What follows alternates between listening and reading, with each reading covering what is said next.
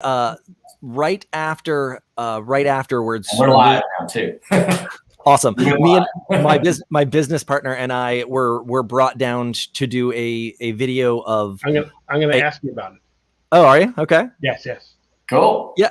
We're live, guys. We were just sitting there chit chatting, and it looks like we are rolling here. We had a couple of little hiccups, but now we're up and running. So I wanted to come to you live with Kirk Westwood. He is an author of an amazing book, and I want you guys to definitely be checking it out. We're going to be interviewing him about everything. It's going to be a phenomenal interview today. We're glad to have him on. And Jimmy, I'm going to default to you.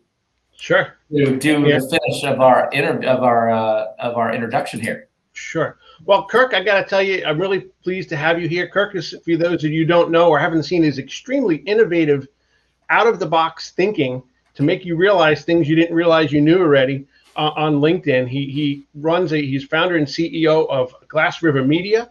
He has a new book that he put out called The Very Best Bad Idea. And I've had the great honor to read it. It's such an innovative book.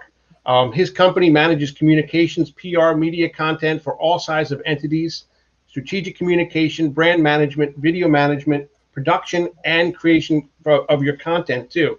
One of the best things that describes Kurt, I think, is creative problem solving. He believes you don't need to build a better mousetrap. You just need to reconsider the mouse. How about that one for a mouthful? I tell you. So Kirk, thank you very much for being here today. Absolutely. Happy to be here. Happy to be here. You know, I came upon you. We came upon it because we were actually in a LinkedIn pod with the famous Shay Rowbottom, and absolutely we came to know each other. And I was just blown away with the way you tell stories. You're an innovator and a great storyteller. You know, how did you come up with the out-of-the-box ideas for your videos? Because they're so poignant and make such a good point in such a small amount of time. Well, that's a whole conversation in of itself. And the answer is I point out to others what seems stupidly obvious to me, and I'm told by many people it isn't. We as just a society, as a species, we tend to hear something, think it's true, and just start to repeat it. And it kind of it becomes it gets weight behind it, and people say, oh, well, you know. And that's where we get these buzzwords, and they just get repeated and repeated, and they start to have their own lifespan, their own entity to them. And I see these things and I go, you know, so what is an influencer? What does that word mean? What does build a better mousetrap mean? What do you mean don't reinvent the wheel? What do these little axioms mean? And so I started making video series of like explain that, and they just kind of people seemed to like them. Yeah. I think it's really interesting. Let me ask you, how long was this book inside of you that you had to get it out? Depends on. The instance that got me annoyed enough to start thinking happened in 2013. And that's when I started kind of thinking about why we completely disregard people who are smarter than us, which sounds backwards, but it's super true. People who see things differently than us, people that see things, the world a different way, be it political, socioeconomic, otherwise, or just, you know, I like Tom better than Jerry. I like Jerry better than Tom. Like, who's your favorite Power Ranger? It doesn't matter. If someone disagrees with us, we tend to write them off. And I started seeing that really clearly here in DC in 2013. And I finally decided that it was time to write the book in 2017, started drafting it out repeatedly, and then found kind of a book coach to help me better structure it, and a team of editors in 2018, and then wrote it through 2019. Wonderful. And you know, when we first I had the opportunity to read the book, and I'm in the process of still reading it. But I tell you what, first thing I thought about in their first few chapters was like, how did you do in school growing horribly up? Yeah, horribly. I was in special education, almost everything. I'm not exaggerating. I was in the slow person class. I was in I was always the one that when they did the fun things, some teacher's aide would come pull me out to sit with 3 other kids from 3 other classes to do either remedial reading, remedial math. My whole life kind of growing up, I was always like, oh, you're so special. We need to help you along. And I graduated high school with a 2.8. and I hope she isn't listening. I literally, literal is not the right word. I bribed my way out of algebra 2. I was failing for the year. I had to get a 62 on my final grade, on my final exam, I had to get a 62, or I had to take algebra 2 again. And I went and talked to my professor ahead of time, or she's doc, because she was a doctor of math. And I said, listen, do you really think I'm going to get this? Do you think either of us is benefited by you having me again next year? Like, really? And I got a 63 on my final, which I'm pretty sure the only question I got right was my name. I don't math well. I did not do well in any grade. Then I graduated with my master's with a 4.0. So like something happened. Yeah. I have to tell you that you were able to negotiate your way out of that. That was blackmail right there. Like, do you really want me more next year? Exactly. Like, you really want to have me? Yeah. Well, I got to tell you, reading your book, I felt very, very similar to that, because I was never really a troublemaker in school, but I just didn't feel like you're not teaching me the way I need to learn. Yeah. And it wasn't until long after high school that I realized that I just learned so differently, and the way they were teaching just wasn't getting into my head. I was more bored than anything else. Absolutely. So, you've gotten great success and great reviews. I have to ask you a question. Who is Mark Randolph? Mark Randolph is the co-founder and first CEO of Netflix. Yeah. I mean, whether or not you know the name, which I've found most people do not, he and his small team, absolutely, if you are in North America, he changed the way you live in some fashion, whether or not you're a big movie person or not. Netflix changed the very architecture of how we associate with media. And that was Mark and his co-founder's idea while commuting together each morning into Silicon Valley. Yeah. And the reason I bring that up is because it must have been like Christmas morning when you've got a stellar review from him on your book, saying, from this gentleman who's, went from mailing CDs to getting turned down by some major companies, Blockbuster, I don't even know what they are now, basically said no and laughed him out of the office. And here you get this wonderful endorsement. You had to be just thrilled. I was happy for you. It was surreal, to say the least. When I was looking for book blurbs, I reached out to, hundreds of people, and dozens got back and said no. And even less got back and said yes. But he was one that he immediately, I reached out to him on LinkedIn of all things. And I said, hey, your book had just come out. I had not read it when I wrote my book, but during the editing process, his book came out called That'll Never Work. And my book's called The Very Best Bad Idea. So there's a lot of synergy there. Yeah. And I just literally LinkedIn messaged him and said, hey, I'm looking for book blurbs. I'd love to send you my book and get your take. And he responded, he's like, you know what? I remember what a horrible experience getting book blurbs was. So I vowed to never turn anyone down. Send me your book. And I did. Wow. Now, COVID hit right then, like weeks later. My book came out in April. And it happened right then. And so he had stopped traveling, and he then got back to me and said, hey, I will still read the book. I will still give you a review, but I'm not going to make your published deadline. I was like, hey, I appreciate it. And so a few months later, when the book was finally out, I actually sent him again a paperback copy and said, hey, thank you so much. If I'd still love your review, if ever you were willing to write one.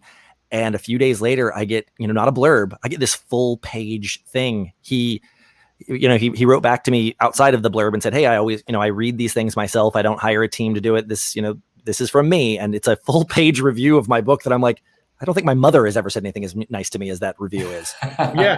Well, to further that thought, I'll read a little bit, because I was very impressed. It said, having Kirk Westwood's book next to my bed 20 years ago, as I was getting Netflix off the ground, would have certainly let me sleep better. Funny, thoughtful, and inspiring. The very best bad ideas should be a part of every entrepreneur's bookshelf. If you don't know it, get it. And we got the audio version coming out on Friday too. On Friday, yep. And did you do the audio on that? I did. That's how I spent my pandemic vacation. Wow, yeah. That's a lot. Yeah, no, it's awesome. And sorry, go ahead. Please. I was just going to say, I'm a podcaster, I'm a speaker, I've been a public speaker my whole life. I wrote the book, so you'd think, oh, you work in a studio, go in, read the book. How hard could that be? Lots harder than you'd think, actually. I was unprepared for how hard reading an audiobook was going to be, but I got through it. I got through it. Well, congratulations on your success. I know that the pandemic took a toll on not just everyone, but specifically your business and the people around you that you had developed. So I'm hoping this is the upswing as we come out of this COVID thing. And I'd be remiss if I didn't talk about some other opportunities that kind of fell on your lap that I happened to notice that, a big event happened in Washington in January the 6th, I think it was. And Sure. You had an opportunity, and I think if you logged on early, you were starting to hear the beginning of it, but yeah, you had an opportunity to kind of be a part of history in some ways, which is very apropos from just being in the right place at the right time, because opportunities seem to show up. Tell us about it. It's true. One of my college professors once said that luck is what happens when preparation meets opportunity, and that's seriously what this was. It was they had just the inauguration was coming up, the impeachment was impending, like the lots of stuff was going on. It was the universe was in spiral for a lot of people, and they needed a team that could show up and interview a senator from California. I'm so bad with names, embarrassing. And do a kind of a press release thing with him, but they specifically were looking for people that they could trust, that could show up, that were, there's a lot of people with cameras, but they needed a certain set of things. And it was just, we were the right people that they could trust to be in the right place at the right time. And so we had an opportunity to be like on Capitol Hill, kind of behind the lines with the National Guard, everything, interviewing at the Congressional Club with some members of Congress. Wow, that is a piece of history that you were not only filming, but actually a part of, yep. Which kind of fits your persona of being able to think outside the box and look what happens. Yeah, I mean, and I get into this in the book, and I don't want to go too deep down the rabbit hole just because of the amount of time, but I really do believe, truly, and I might be wrong, that's the whole point of the book, is that I'm probably wrong, but I think that everyone has this ability to look outside the box, but they have been hit by their teachers, like you said, and they've been hit by their teachers and their loved ones and their friends. They've been said, hey, I have this idea, the self-licking ice cream cone. And someone's like, that's just stupid. And they've had those fragments of brilliance. They've had their fragments and their crazy ideas that would have been awesome. But when it was still just a glowing ember, they had it doused by realists who had no idea what they were talking about and didn't even take the time to learn what they were trying to say. They just attacked the parts that didn't work instead of breathing life into the parts that did.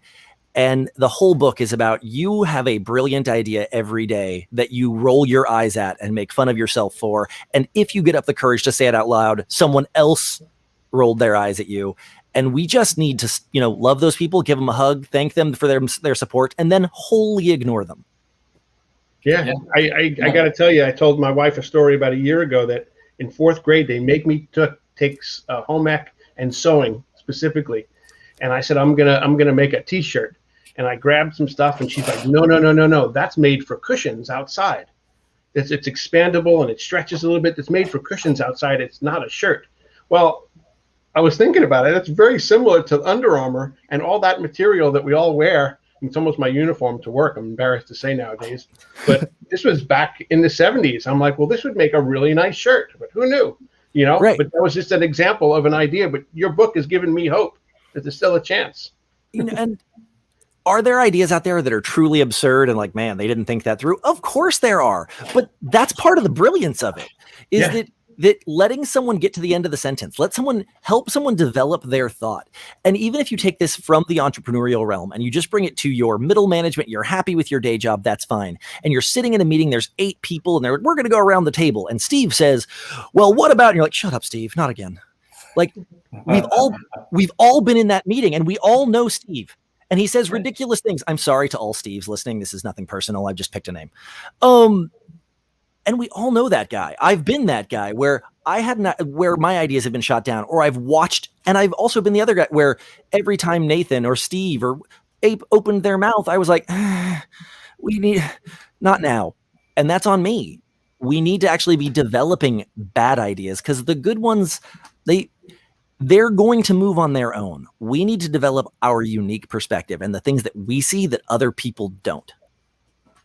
Yeah. No, I mean, I agree with that. I've seen it a million times. And here in the Alachua, Gainesville area, we have the Innovation Hub. And lots of ideas coming through, and like the area I'm in is called Tech City, and it's just all about entrepreneurship. And so you see a million ideas, and it is easy for people just to say, no, that's just never going to work. And some of the greatest ideas we've ever seen were those ideas that everyone said, oh, that's not going to work, because we're trying to figure out, what the next thing is. We may not even know it yet, but it takes that innovation and someone like you with your book to encourage folks to just keep pushing forward. Always push forward, no matter how many naysayers there are on it. Because we've all had that where people say, that's a dumb idea. And sometimes it was, but that's how you learn and grow. And the thing that, Jimmy, you mentioned at the top about reconsidering the mouse, that whole comes from, and I go way more in depth into the book, but the whole thing is we talk in entrepreneurship and innovation, we talk about building the better mousetrap. If you think about that from a sheer quantifiable standpoint, the way to judge if that's working is how many mice did it catch? Then meaning the best way to make a good mousetrap is to bait mice in. We don't want more mice. That's actually counter to the goal. A mousetrap is to rid the house of mice. Yeah. And I go way into depth into this into the book, but fact of the matter is that why don't we reconsider the mouse? What if we made friends with the mouse? What if we built a mouse fence or a mouse frequency or hired a Pied Piper to lead all the mice away? Those all actually accomplish the actual goal. When we get so caught up on the stated goal of building a better mousetrap, we forget that we didn't want the mouse. Yeah. Nobody wanted the mouse. Yeah. So we need to start looking at our problems literally backwards. Instead of looking at the solution, we need to have a better understanding of what the problem is. And that is relatively frowned upon in non-Silicon Valley like innovation societies. Yeah. No, that's actually a really cool way to look at it. I like that. I'm thinking into more examples because there's a lot of ways to make it better. Yeah, and you'll see in the book there's more. It's a very entrepreneurial, open-minded. You're also in the book. You create new words. Do I? You've created a few new words just because, and it's nice because it adds to the creativity. Like, who said it can't be a word? Right. No, and I always point them out when I do. Yeah, the one that is I maintain is more of a phrase, but I've hyphenated it, is the give a damn. I believe that a give a damn is a single noun. And it's different. People like to say, I was like, oh, you're talking about your purpose. Like, no, your purpose and your give a damn are different. Yeah, I have a purpose in life. I also have a give a damn. They are unrelated. But yeah. That's awesome. Well, I really appreciate you being on the call. Guys, go out and get the book. It's available on Amazon. It's available on the Very Best Idea. verybestbadidea.com. Yep. It's there. And if you get it from there, it comes from me. I do fulfillment, and so it comes signed, if that matters to you at all. There you go. Yep. But it's something that's really powerful. Check him out on LinkedIn. I didn't see you too much doing that funny stuff on Facebook, or maybe it's on your Glass River Media Facebook page. It's interesting. As someone who works in social media, I have not done tons on Facebook just because I just haven't. I've been doing a lot on TikTok recently. I've been doing some on LinkedIn, but I'm everywhere. Check out his stuff. Yeah. Kirk, thank you so much for being a part of our art today, and continue going. I can't wait to continue the book, and I love sharing your book as well. So thank you for doing so. Thank you. Definitely. Thanks for coming on, because I myself, because I don't have it yet, I'm looking forward to getting it. I'm actually right now literally getting on here about to get it. So, awesome. And then I'm going to go ahead and get the audio too, because I do both. I'm one of those guys that get the book and the audio. Me too. I read it the first time audio, and then I buy the book and go through and listen again and make notes and markups and stuff. Exactly what I do. It's almost like a review. It's like, oh yeah, this is what we were talking about. Exactly. Exactly. Awesome. So I'm about to do that, but yeah, thanks for coming on. I hope this brought value to everybody, because it definitely brought value to me. I'm sitting here listening to it like I'm amping to get the book now. I'm happy to hear it. So I'm glad you came on, and thanks for everybody coming on. We try to keep it short and sweet, and we'll talk to you guys later. Thank you.